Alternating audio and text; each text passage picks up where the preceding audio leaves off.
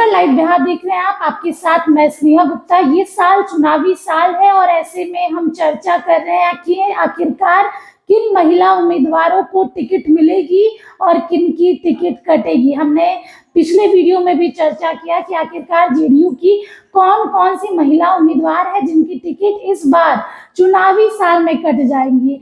ऐसे में अगर हम बात करें तो इस बार गठबंधन बड़ा है और ऐसी कई सीटें हैं जो इस बार मुख्यमंत्री नीतीश कुमार के खाते में नहीं जाएंगी, झोली में नहीं जाएंगी। पिछली बार की अगर हम बात करें 2020 के विधानसभा चुनाव की, तो मुख्यमंत्री नीतीश कुमार ने 22 महिलाओं को टिकट दी थी, जिसके बाद 6 महिलाएं जीत के आई थी। आज हम चर्चा करेंगे कि 2025 में आखिरकार कौन कौन सी ऐसी महिला उम्मीदवार है जिनकी टिकट कंफर्म है। ये डाटा हमने इकट्ठा किया है। इसके साथ ही पार्टियों से जो क्षण के इंफॉर्मेशन सामने आई है उसके अनुसार हम आपको बता रहे हैं कि इस बार 2025 के बिहार विधानसभा चुनाव में मुख्यमंत्री किन महिलाओं उम्मीदवार पर भरोसा करेंगे। गठबंधन बड़ा है, कौन सी सीटें उनके खाते में आएंगी और इस पे जिताऊ उम्मीदवार देना काफी ज्यादा चैलेंजिंग रहेगा। तो बढ़ते हैं इस वीडियो में और बात करेंगे सबसे पहले सुसंड की सीट की, जहां पर इस बार चुनावी मुकाबला जो है और मैदान में पहली बार इकरा अली खान उतरने वाली है। इनकी अगर हम बात करें तो सबसे पहले ये सीट जो है सीतामढ़ी डिस्ट्रिक्ट के अंदर आती है और इकरा अली खान पूर्व मंत्री शाहिद अली खान की बेटी है और 6 अक्टूबर 2024 को जेडीयू में शामिल हुई थी। तो देखिए, इकरा अली खान ने इस बार जिस तरीके से जेडीयू की सदस्यता उन्होंने ली थी, पूरे ताम झाम के साथ वो जेडीयू कार्यालय आई थी और जेडीयू को ज्वाइन किया था, जहां पर उन्होंने ये कहा था कि मुख्यमंत्री नीतीश कुमार ने बिहार की महिलाओं के लिए बहुत काम किया, एक अलग दिशा दी है। और अगर इस सीट की अगर हम बात करें, यहाँ के जो विधायक है दिलीप राय, जो कि जेडीयू में जब अब जिस तरीके से पिछले साल फ्लोर टेस्ट हुआ था और वो नजर नहीं आए, ये तो कंफर्म है कि ये सीट अब उनके खाते में नहीं जाने वाली।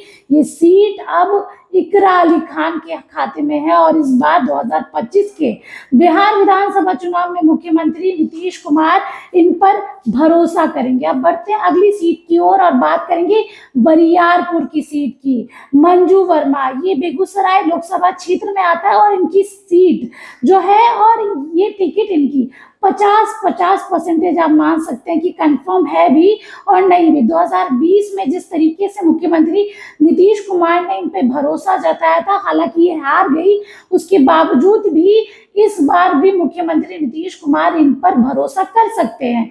बालिका गृह कांड से चर्चा में आई मंजू वर्मा पे काफी ज्यादा आरोप भी है और ऐसे में देखना होगा, जहां पर मुख्यमंत्री नीतीश कुमार कहते हैं कि वो अपराध को नहीं सपोर्ट करते, क्या इस बार वो फिर से मंजू वर्मा पर अपना दांव लगाते हैं और इस सीट पर जिताऊ उम्मीदवार देना भी बहुत ज्यादा जरूरी है।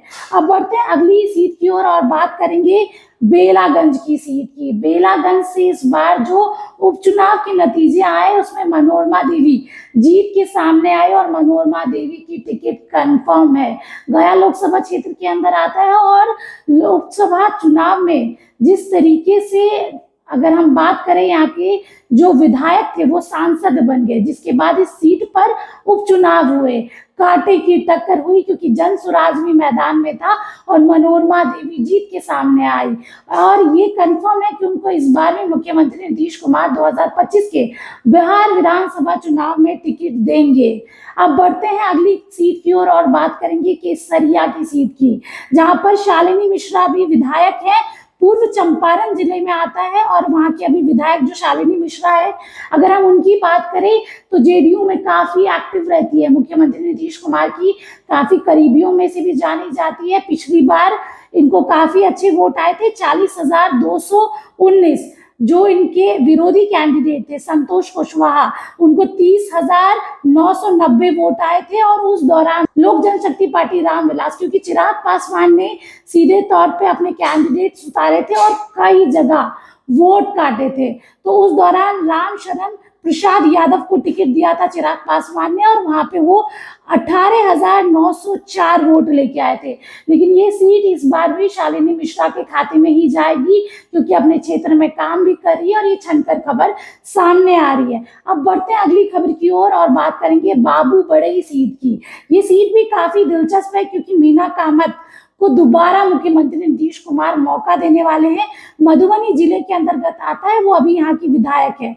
पंचायती राज मंत्री स्वर्गीय कपिल देव कामत की बहू है मीना कामत, और पहली बार 2020 में ये चुनाव लड़ी थी, जब इनके ससुर की देहांत हो गए थे कोरोना की वजह से, और इनको जो है 77,370 वोट हासिल किए थे। वहीं पे आरजेडी के उमाकांत यादव ने 65,880 वोट हासिल किए थे। तो इनको जीत हासिल हुई थी और अपने क्षेत्र में काफी एक्टिव है। मुख्यमंत्री नीतीश कुमार के साथ भी कई तस्वीरें इनकी है। अब बढ़ते हैं अगली सीट की ओर और बात करेंगे धमदाहा की सीट की, जहां पर लीसी सिंह विधायक है। लीसी सिंह की अगर हम चर्चा करें तो हर जगह नजर आती है। जेडीयू में मंत्री है, साथ में अपने क्षेत्र में नजर आती है और लगातार काम कर रही है। मुख्यमंत्री नीतीश कुमार के करीबियों में से भी एक मानी जाती है और नीतीश कुमार के कैबिनेट में मंत्री भी है। वर्ष 2000 में, 2005 में, 2010 में, 2015 में, 2020 में वो विधानसभा चुनाव लड़ी है और वो लगातार जीतते आई है, और 5वीं बार विधायक भी बन चुकी हैं। और इस बार भी मुख्यमंत्री नीतीश कुमार जो है इन पर भरोसा जताएंगे और इस बार फिर से इनको टिकट देंगे। अब बढ़ते हैं अगली सीट की ओर और बात करेंगे बचपट्टी की सीट की। अगर रंजू गीता जो है वो, उनको मुख्यमंत्री नीतीश कुमार ये टिकट देने वाले हैं। सीतामढ़ी डिस्ट्रिक्ट के अंदर आता है। पिछली बार इनको 90,850 वोट आए थे, हालांकि वो हार गई थी, लेकिन इस बार फिर से मुख्यमंत्री नीतीश कुमार इनको मौका देंगे। 2025 के बिहार विधानसभा चुनाव के दौरान बाजपट्टी विधानसभा सीट पर जनता दल यूनाइटेड की जीत हुई थी, लेकिन इस बार उनकी जीत नहीं हो पाई। 2020 के विधानसभा चुनाव की अगर हम बात करें तो हार गई थी, लेकिन इस बार फिर से मुख्यमंत्री नीतीश कुमार इन्हीं पर भरोसा जताएंगे और इनको ही ये टिकट मिलने वाली है। अब बात करेंगे अगली सीट की, और वो सीट है फुलपरास, जहां पर अगर हम इस सीट की चर्चा करें, सीट की चर्चा भी काफी ज्यादा होती है। शीला मंडल यहाँ की विधायक है और नीतीश कुमार की कैबिनेट में मंत्री भी है, काफी एक्टिव रहती हैं, नीतीश कुमार के साथ भी नजर आती है और मुख्यमंत्री नीतीश कुमार के काफी करीबियों में से एक है। पहली बार ये चुनावी मैदान में उतरी थी और जीत हासिल की थी। अति पिछड़ा समाज से आती हैं। इनके परिवार की अगर हम बात करें तो इनका परिवार पुराने दिनों से और काफी नीतीश कुमार के करीबियों में से रहा है। इनके परिवार की अगर हम बात करें तो मुख्यमंत्री नीतीश कुमार से जुड़ाव भी इन लोगों का है। इनको 75,911 वोट आए थे, जबकि दूसरे स्थान पर कृपानाथ पाठक रहे, जिनको 65,000 मत मिले थे। ये जीती हैं और पहली बार चुनावी मैदान में उतरी थी। इस बार इनकी भी टिकट कंफर्म है और मुख्यमंत्री नीतीश कुमार इन पर भरोसा जरूर जताएंगे। अब बढ़ते हैं अगली सीट की ओर और बात करेंगे त्रिवेणीगंज की सीट की। एससी रिजर्व ये सीट है, इसकी भी चर्चा काफी होती है। सुपौल डिस्ट्रिक्ट के अंदर आता है और वीना भारती जो है यहाँ पे 2 बार से जीतते आई हैं और इस बार उन पर फिर से भरोसा जताया जाएगा। अब बढ़ते हैं अगली सीट की ओर और बात करेंगे अररिया की सीट की। ये सीट की अगर हम बात करें तो इसमें कश्मकश है, क्योंकि ये सीट लोजपा के खाते में भी जा सकती है, लेकिन अगर ये सीट मुख्यमंत्री नीतीश कुमार के खाते में रही तो शगुफ्ता आजम को ये सीट मिलेगी। अपने क्षेत्र में काफी एक्टिव है, लगातार काम कर रही है और जब से पिछली बार हालांकि ये हार गई थी, लेकिन उसके बावजूद भी क्षेत्र में काफी एक्टिव नजर आती है। जेडीयू के सारे कार्यक्रम में देखते हैं इनको, लेकिन अभी देखना दिलचस्प होगा कि ये सीट किसके पास जाती है। अब बढ़ते हैं अगली सीट की ओर और बात करेंगे इकमा की सीट की। ये सीट भी दिलचस्प है, जहां पर जो सीता देवी है उनका टिकट इस बार कटने वाला है। टिकट कटने वाला नहीं है, कह सकते हैं एक्सचेंज होने वाला है, क्योंकि उनके पति को इस बार नीतीश कुमार मैदान में उतारेंगे। इनकी अगर हम बात करें तो ये सीट सबसे पहले महाराजगंज लोकसभा क्षेत्र में आता है और ये लगभग 40,000 वोटों से हार गई थी, लेकिन मुख्यमंत्री नीतीश कुमार के करीबियों में से एक है। तो दिलचस्प रहेगा, क्योंकि इनके पति को ये सीट मिल रही है, सीट एक्सचेंज हो रही है, तो वो बाजी मारते हैं कि नहीं, ये भी देखना लाजमी रहेगा। अब बढ़ते हैं अगली सीट की ओर और बात करेंगे महुआ की सीट की। महुआ की सीट भी काफी ज्यादा दिलचस्प है और इसमें आसमा परवीन जो है 50-50% आप मान सकते हैं इनको टिकट मिलेगा भी और नहीं भी मिलेगा। वैशाली जिले के अंदर आता है। महुआ में राजद प्रत्याशी जो थे मुकेश कुमार रोशन, वो 9000 वोटों से जीते थे। उन्होंने अपने निकटतम प्रतिनिधि आसमा परवीन को 9000 के मतों से हराया था। मुकेश रोशन को कुल 45,000 के लगभग वोट मिले थे, तो दूसरी तरफ आसमा परवीन को लगभग, अगर हम बात करें तो 38,000 वोट मिले थे, लेकिन हार गई थी। लेकिन मुख्यमंत्री नीतीश कुमार इन पर भी भरोसा जता सकते हैं और इस बार इनको भी टिकट मिल सकती है। 50-50% चांसेस है। तो देखना होगा कि चुनाव जब नजदीक आता है तो इनकी टिकट कंफर्म होती है या नहीं।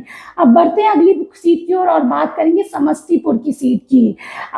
अश्वमेध देवी पर मुख्यमंत्री नीतीश कुमार भरोसा जता भी सकते हैं और नहीं भी जता सकती। ये सीट भी आप 50-50% इस कैंडिडेट को लेकर बातें चल रही है। बहुत पुरानी नेत्री हैं और लगातार काम करती है। उजियारपुर से पूर्व सांसद भी रही है, राज्य महिला आयोग की अध्यक्ष भी है और इनकी चांसेस थोड़े से कम है क्योंकि इन पर बहुत सारी जिम्मेदारियां हैं। लेकिन अगर कोई कैंडिडेट नहीं मिलता तो अश्वमेध देवी पर भी मुख्यमंत्री नीतीश कुमार भरोसा जता सकते हैं। अपने क्षेत्र में ये काम भी करी है। अब बढ़ते हैं अगली सीट की ओर और बात करेंगे खगड़िया की सीट की, जहां पर मुख्यमंत्री नीतीश कुमार पूनम देवी यादव पर भरोसा जताएंगे। 2005 से 2015 तक वो लगातार जीतते आई है। इस सीट पर छत्रपति यादव का कब्जा है जो कि कांग्रेस से है। 2020 में इन्होंने जीत हासिल की थी और पूनम देवी यादव को यहाँ पर 42,000 वोट मिले थे। पूनम देवी यादव की बात करें तो सबसे ज्यादा अमीर विधायकों की सूची में भी आते हैं। उनके व्यक्तिगत जीवन को लेकर भी काफी फेमस है। वो पूनम की सगी बहन कृष्णा, उनकी सौतन भी है। कृष्णा ना कि सौतन है, उनकी बहन भी है। कृष्णा भी राजनीति में सक्रिय है। खास बात यह है पूनम के पति दोनों के लिए सियासी रणनीति तैयार करते हैं। पति का नाम उनकी रणवीर यादव है। रणवीर यादव पर नरसंहार का आरोप है जिसकी वजह से वो चुनाव नहीं लड़ सकते, लेकिन दोनों पत्नियों के लिए वो फील्डिंग पूरी करते हैं। अब बढ़ते हैं अगली सीट की ओर और बात करेंगे डुमरांव की सीट की, जहां पर मुख्यमंत्री नीतीश कुमार 50-50% हम आपको बता रहे हैं कि ये उम्मीदवार हो भी सकती है और नहीं भी। अंजुम आरा और लगातार जेडीयू की प्रवक्ता भी है और हमेशा जेडीयू के सारे कार्यक्रम में नजर आती है। बक्सर लोकसभा के अंदर आता है और इनको ये सीट मिल सकती है क्योंकि काफी सक्रिय है। जेडीयू के अंदर भी हमेशा दिखती है, मुखरता के साथ अपनी बातें कहती है। अब बढ़ते हैं अगली सीट की ओर और बात करेंगे परास सीट की।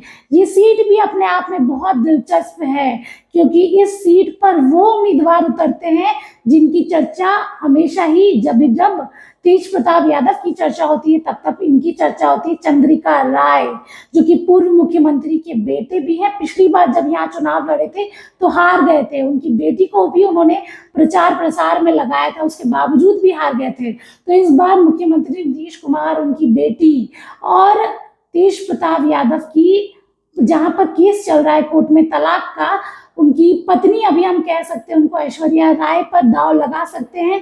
जातीय समीकरण साधने के लिए, एक नया रूप देने के लिए और एक नया चेहरा देने के लिए ऐश्वर्या राय चुनावी मैदान में उतर सकती है। मुख्यमंत्री नीतीश कुमार उन पर भरोसा जता सकते हैं और ये सीट अगर ऐश्वर्या राय के खाते में आती है तो ये सीट अपने आप में दिलचस्प हो जाएंगी। तो ये थे वो नाम जिस पर मुख्यमंत्री नीतीश कुमार भरोसा जता सकते हैं। अब देखना होगा कि जैसे जैसे चुनाव नजदीक आएंगे कौन कौन उलटफेर करता है, कौन एक पार्टी छोड़ के दूसरी पार्टी ज्वाइन करता है, सबकी नजर बनी रहेगी। हालांकि ये जो डाटा हम आपको दे रहे थे ये छनकर पार्टी के अंदर से आ रहे हैं, तो हम ये सीधा आप तक पहुंचा रहे हैं। आप बने रहिए हमारे साथ, तब तक के लिए बहुत बहुत शुक्रिया। बिहार बोर्ड 10वीं 12वीं परीक्षा की डेट शीट आ गई है। क्या आपकी तैयारी अभी अधूरी है? घबराने की कोई जरूरत नहीं। आ गया है read and pass quick reviser crash course book जो दे आपको परीक्षा के लिए VVI प्रश्नों की अल्प समय में बेहतर तैयारी। प्रकाशक भारतीय भवन, खजांची रोड, पटना।